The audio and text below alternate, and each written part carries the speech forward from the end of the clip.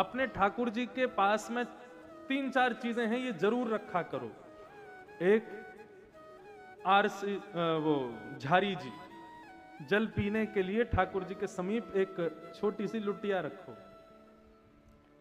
और उसमें भाव क्या रखो? जल डालने के बाद यमुना जी का भाव रखो। हे यमुना मैया, जब जब हमारे लाला को प्यास लगे आप यहाँ में आके बैठ जाइयो।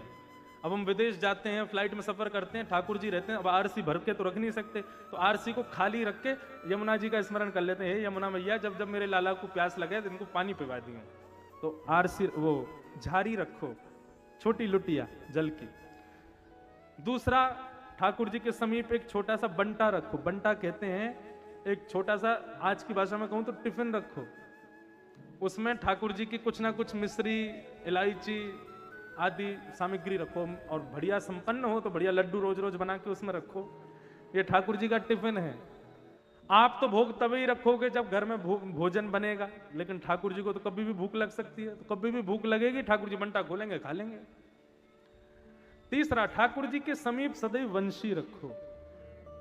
सदैव हाथ में रखा के मत रखो, बस आरती करते समय वंशी जी हाथ में हो, उसके बाद वंशी को साइड में रख दो।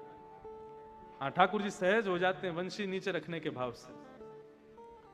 और चौथी वस्तु, ठाकुर जी के समीप आरसी रखो, और जैसे श्रृंगार हो तो ठाकुर जी को दिखाया करो। और पहला ठाकुर जी को दिखाया, और फिर उसके बाद उसको दूर करके उसे आरसी में ठाकुर जी को आप देखो।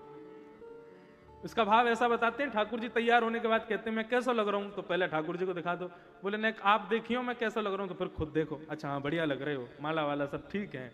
फिर कहते हैं ठाकुर जी हाँ अब दर्शन खोलो, अब सबको मुंह को दिखाओ। ये सब भाव पक्ष हैं।